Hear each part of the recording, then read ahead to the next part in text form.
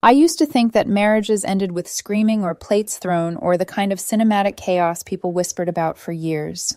I never imagined mine would end with my husband sitting across from me at our dinner table, calmly chewing roasted chicken, as if he hadn't spent the past 7 years promising me forever.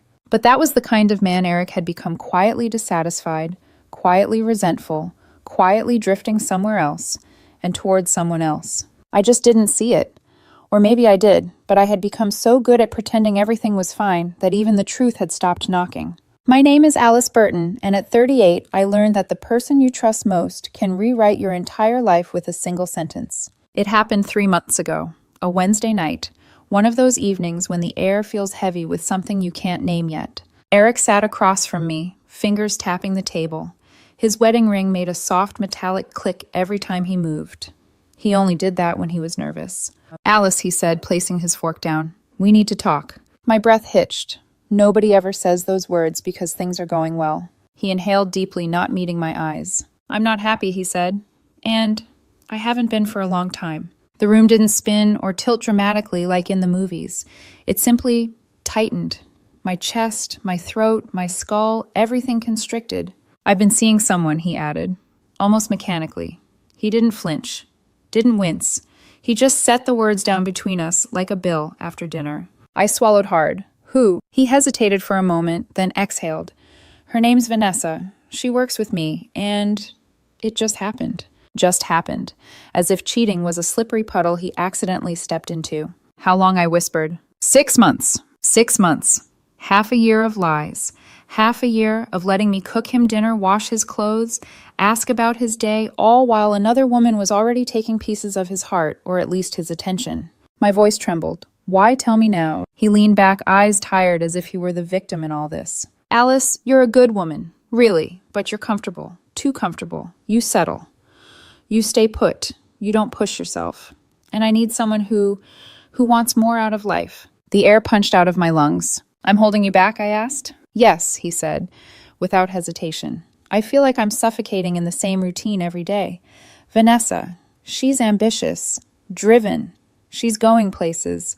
The irony: I spent years supporting Eric through every job change, every failed certification, every patch of insecurity he ever had. I had held him steady, not held him back. But in that moment, he rewrote history to make himself the hero of his own betrayal. "I already talked to a lawyer," he continued, voice matter of fact. "I want this split to be simple. No fighting, no drama. Just sign the separation papers and we both move on." Move on. As if I hadn't been blindsided. As if he wasn't walking away from 7 years like they were a disposable receipt. Then he delivered the line that would replay in my head for weeks. "You should honestly be grateful. I'm setting you free. I've been holding myself back trying to fit into your small life." Small life. From the man whose life I helped build.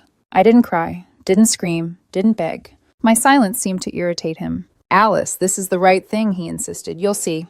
He pushed a manila envelope across the table. Legal separation papers, already drawn up, already signed by him. My hands felt cold as I opened them. Everything was standard split assets. Sell the house, divide savings. Keep our own vehicles. Clean, clinical, emotionless. "Let's just make this easy," he said. "No need to drag it out." I could have refused, could have stalled, could have demanded counseling, or at least time to process. But something inside me, something exhausted and bruised, simply broke. And once something breaks in just the right way, it becomes incapable of returning to what it was. I nodded. "I'll look it over." He seemed relieved, almost cheerful. He kissed my forehead like I was a child he'd outgrown. "You're doing the right thing," he murmured. The next day, Thursday, October 18th, I sat with my own lawyer. He reviewed the documents and told me what I already knew: the terms were fair. "Given you two don't have kids, this is pretty standard," he said. "You can sign whenever you're ready." Ready. I wasn't ready. How could anyone be ready for their life to collapse? But I signed anyway. Wednesday night, I'd lost a husband. Thursday morning, I lost a future I'd planned around him. He moved out that weekend, taking what he claimed were his essentials, though he somehow left behind every meaningful item we'd shared. Early Saturday morning, the house was unbearably quiet. I stood in the kitchen, hands wrapped around a cup of coffee I couldn't bring myself to drink. The silence felt like a canyon inside me. For 7 years, I had built my life around Eric, and in one conversation, he took a wrecking ball to all of it. I walked outside just to breathe. The air felt jagged, but my body moved on autopilot, perhaps because routine was all I had left. Every Thursday for the past 5 years, I bought the same thing, a $20 quick pick lottery ticket, a silly ritual that gave me a tiny spark of joy in a life that had slowly gone gray. This Thursday had been no different. After signing separation papers, I'd stopped at the same gas station, bought the same ticket, tucked it into my wallet, and forgotten about it. I didn't know that the worst week of my life had collided with the luckiest moment I would ever experience. I didn't know that the man who had just freed himself from my small life had unknowingly freed me too. And I certainly didn't know that in less than 24 hours, fate was going to answer his arrogance in the most poetic way possible. But that part came later. This part, the quiet, the pain, the numbness, was the storm before the lightning. I just didn't understand yet that lightning wasn't coming to destroy me. It was coming to illuminate everything he had been too blind to see. The morning after Eric left felt strangely hollow, like the world had been muted, but no one told me. I drifted through my routine without really seeing anything, pouring coffee I didn't drink, staring out the window without blinking, adjusting the kitchen towel for no reason other than to keep my hands moving. The house felt too big, too still, too emptied. It wasn't until I reached for my purse, intending to step outside just to breathe something that wasn't stale heartbreak, that I noticed the corner of a small, white slip of paper sticking out of my wallet. My Thursday ritual. The lottery ticket. I almost laughed. Of course I'd forgotten about it. My life had exploded. I pulled it out and set it on the counter, fully intending to shove it into the trash. But the numbers were staring at me, and in some strange, almost petty way, scratching them off felt like reclaiming one tiny thing that was mine. So I checked them. One number matched, then another, then another. By the time I reached the fifth number, my vision had gone blurry. I blinked twice, convinced I was misreading. My heart began to hammer so loudly I could feel it in my fingertips. I stared at the final number. Then I stared at it again. 6 for 6. I let out a choked breath that sounded like a laugh, except it wasn't. It was disbelief colliding with panic. No way, I whispered. I grabbed my phone, pulled up the lottery website, and compared the numbers again. Then again. My hands shook so violently I had to place the phone flat on the counter. 6 numbers, all matching. The jackpot banner at the top of the screen read $8.7 million. My legs nearly buckled. Okay, I whispered shakily. Okay, Alice. Breathe. I couldn't. My breaths came short and sharp like I'd been running. My mind sprinted in every direction at once. Hope, fear, shock, denial. The only coherent thought I had was, this can't be real. I grabbed my keys and drove to the gas station where I always bought my tickets. The whole way there, the world felt both too bright and too quiet. When I walked in holding the ticket like it was a fragile relic, the cashier, an older man who'd seen me buy tickets every Thursday for years, looked up. "Morning, Alice," he said casually. My voice trembled. Can you scan this, please?" He took the ticket, smiled politely, then inserted it into the machine. His smile vanished. His eyes widened. He looked at me, then at the screen, then back at me. "Ma'am," he whispered, "you need to go to the lottery office." My knees nearly gave out. He printed the verification slip, his hands shaking as much as mine. That's the winning ticket." I think I stopped breathing. I spent the next 3 hours at the lottery office filling out preliminary forms, providing identification, signing verification statements. Everything felt unreal, like a dream I would wake from, only to laugh about later. Then a man in a gray suit sat down across from me. His name was Mr. Haverly, lottery attorney. He adjusted his glasses, glanced at the timestamp on the ticket, and asked one question. "Ms. Burton, are you currently married?" "Separated." The word lodged in my throat. "We signed separation papers yesterday," I said quietly. He paused. Then surprisingly he smiled. "Then congratulations," he said. "Under state law, lottery winnings obtained after legal separation are considered separate property. This money is yours alone." My heart lurched. Mine. The word felt foreign. Wrong. Beautiful. He leaned back, still smiling. "And your timing, Ms. Burton, impeccable. 1 day earlier, and your husband would have had a legal claim to half." I pressed a hand to my mouth as tears sprang to my eyes, unexpected, raw, overwhelming. 1 day.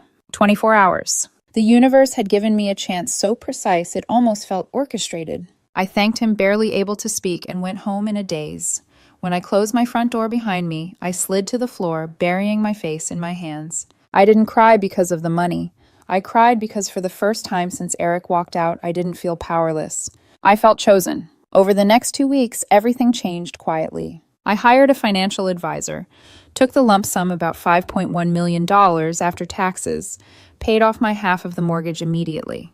When the house sold in February, I received my portion of the equity, another $160,000. I bought a condo downtown, not extravagant, not flashy, just enough for me to breathe again. Then, for the first time in my adult life, I allowed myself to ask, what do I want? Not what do we want, or what does Eric need?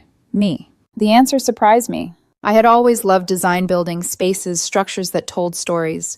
I used to draw floor plans for fun when I was younger, sketching imaginary homes on notebook paper. So I enrolled in architectural design classes, not because I had to, but because I could. I quit my job not out of irresponsibility, but out of freedom.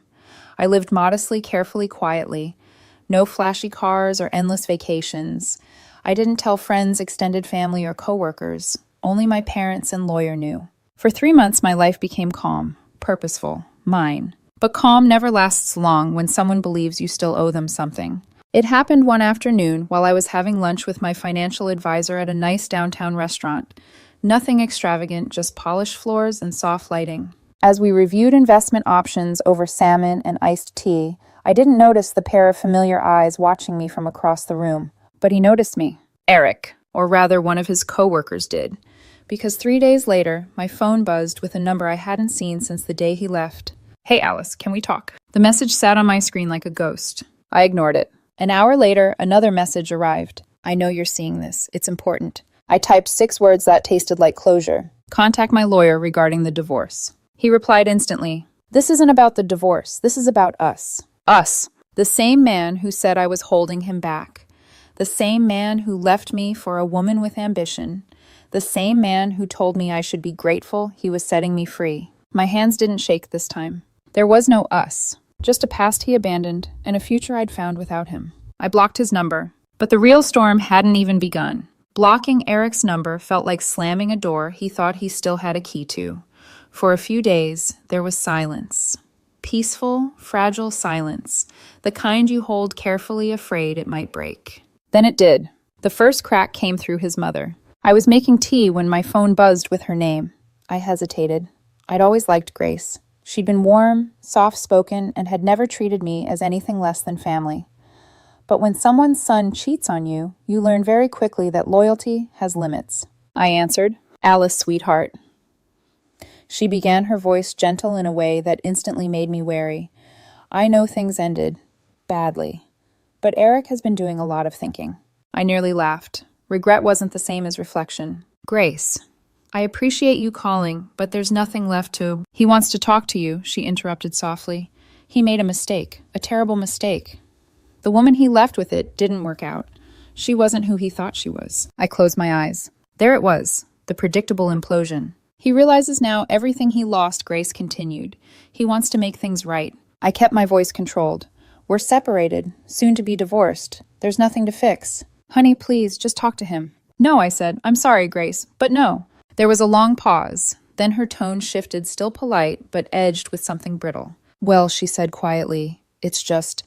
He saw you downtown, at that expensive restaurant. Someone from his office told him. You looked happy, different. Ah, so that was it. Not guilt, not remorse.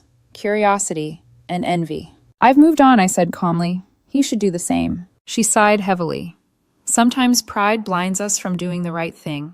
I didn't respond, because the right thing for me was distance. After I hung up, I realized my hands were trembling, not from anger, from clarity. Eric didn't want me. He wanted access to familiarity, to comfort, to whatever he imagined I still could provide. And now to something else he believed wasn't rightfully mine. The next escalation came through legal channels. My lawyer called 2 days later. Eric's attorney reached out, he said dryly. They're requesting to revisit the separation agreement. I felt the floor steady and tilt at the same time. On what grounds? He sighed. Apparently your ex-husband heard that your financial circumstances have changed.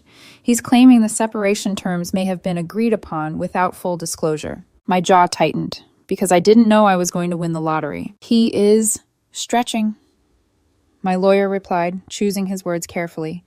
And they're pushing for a delay on finalizing the divorce. I closed my eyes. The audacity, the entitlement, the delusion. Fight it, I said, whatever it costs. He chuckled, already on it. The text came next, not from Eric, but from numbers I didn't recognize.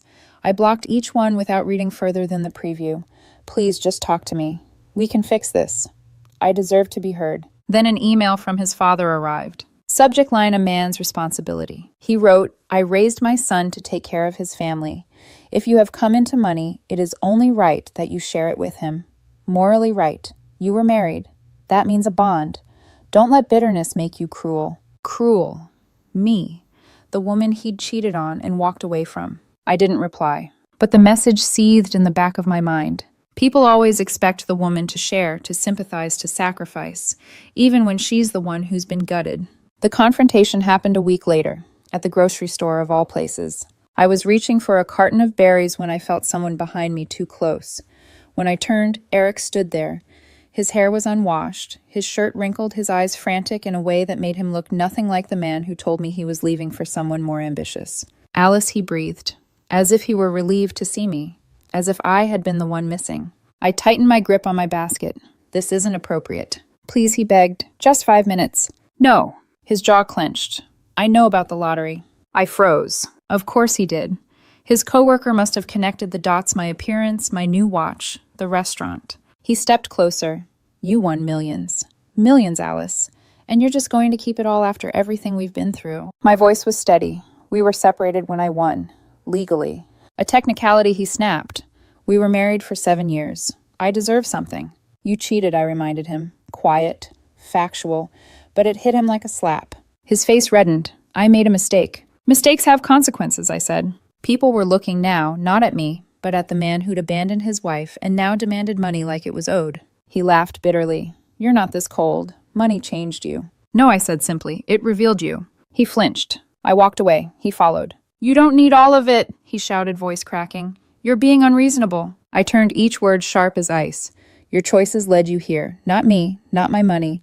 You wanted freedom from my small life. You got it. For a moment, his face crumbled. The brave, arrogant facade fractured into desperation. But I kept walking. And that was when his voice rose a final pathetic Hail Mary.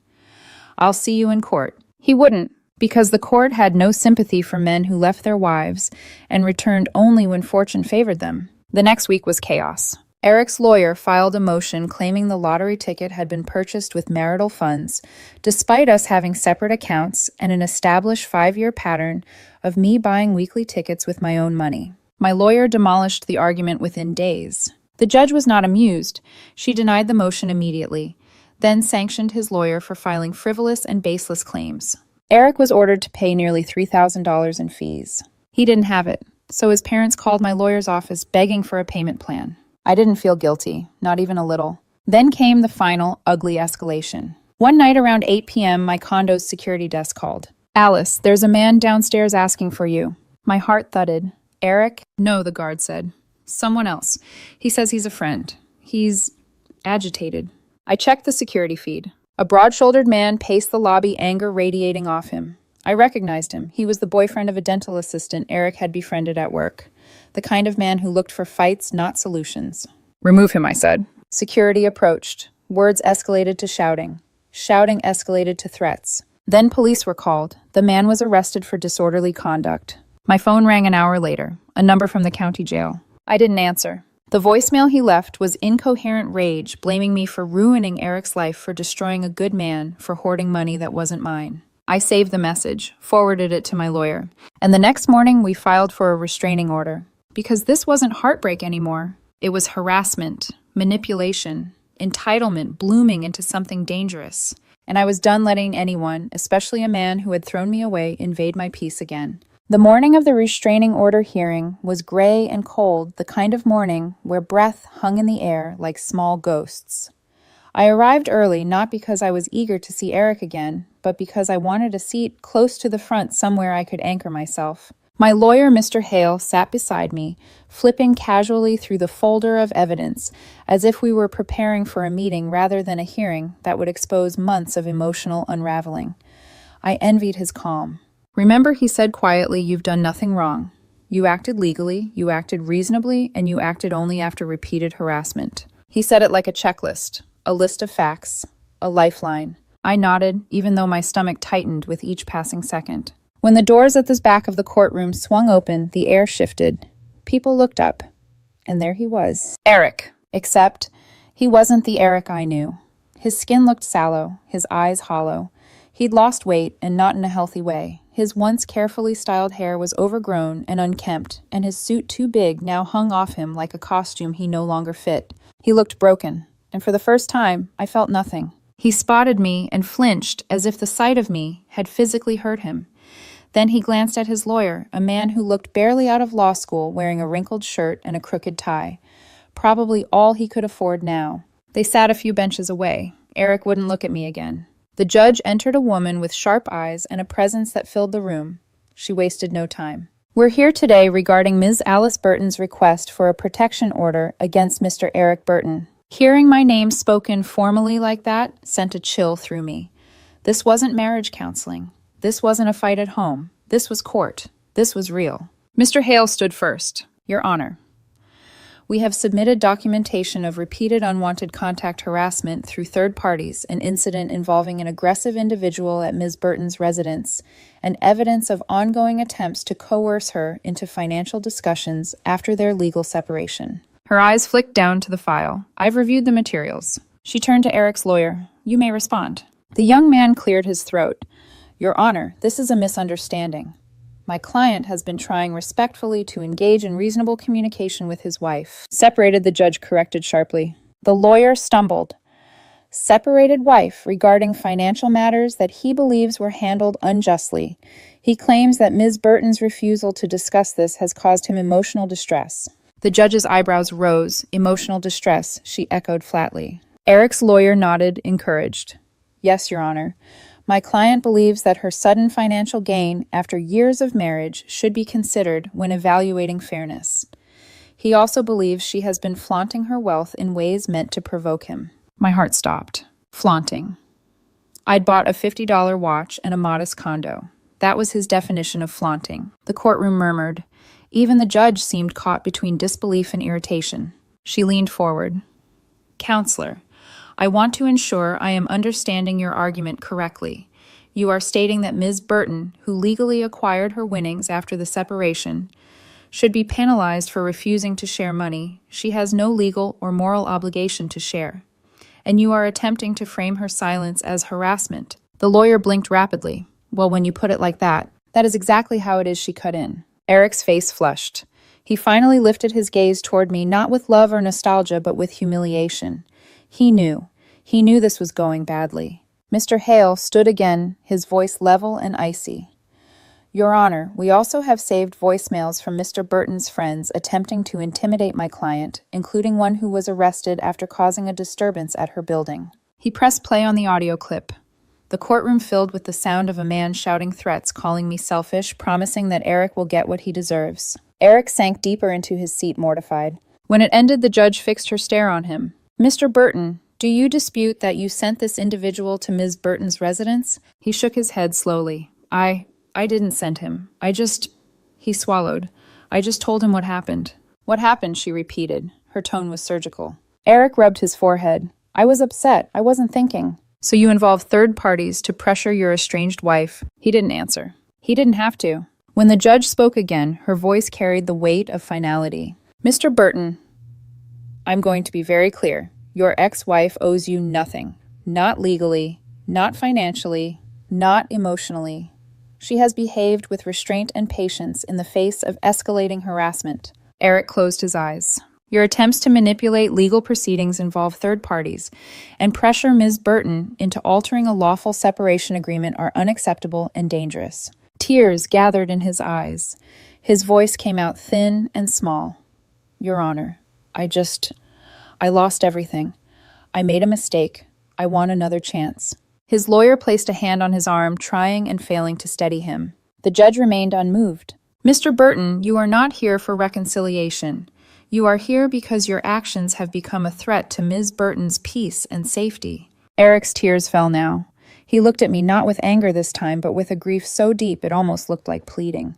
But I wasn't his savior anymore. She ruined my life, he whispered hoarsely. The judge's expression hardened. No, Mr. Burton. She did not ruin your life. You made choices. Choices that hurt her. Choices with consequences. You do not get to blame her now because fate favored her and not you. A hush fell over the room. It felt like the truth had finally been spoken aloud, sharp and unforgiving. The judge lifted her pen. A 1-year protection order is granted. Mr. Burton, you are to have no contact, direct or indirect, with Ms. Burton. Any violation will result in criminal charges. This hearing is concluded. Her gavel fell. It echoed like a door slamming shut on the last remnants of our marriage. As people stood, Eric remained seated, shoulders shaking, tears dripping onto his hands. For a moment, the part of me that had once loved him searched for guilt or sympathy or something soft. But there was nothing, only quiet, only closure.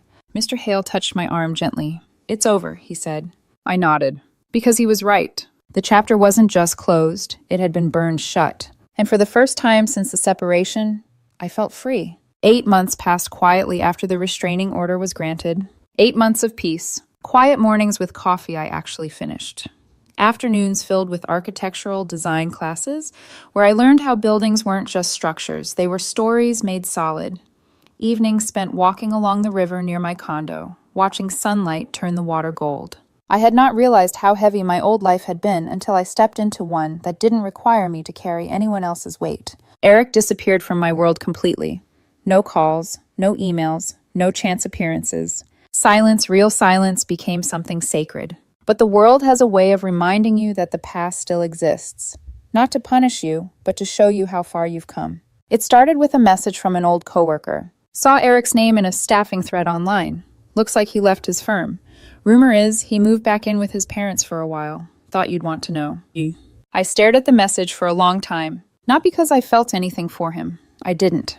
But because once upon a time I had built my life around a man who now had no stable job, no stable home, and no stable identity. Regret had consumed him. Consequences had shaped him. And none of it involved me. During those months, I grew in ways I hadn't expected. My instructor, Professor Langford, was a man in his 50s with silver hair and the kind of gentle confidence only people who genuinely love what they teach carry. He stopped beside my drafting table one afternoon as I finished a design for a modern hillside home. He studied it quietly, then said, "You have an eye for emotion in structure. That's rare. You should apply for the internship downtown." I laughed softly. "It's unpaid." "Then it's perfect," he said simply. "You're one of the few who can afford to focus on growth instead of survival." His words hit deeper than he knew. I applied. I got the internship. Standing in the sleek lobby of the design firm on my first day, I realized something. I wasn't rebuilding my life. I was building a new one. And it had nothing to do with winning the lottery. That money gave me freedom, but I gave myself purpose. One afternoon in early spring, I sat at a cafe reviewing project notes when the waitress approached me. "Are you Alice Burton?" she asked. My heart skipped, not in fear, but in instinct. "Yes," I said cautiously. She nodded and handed me a sealed envelope.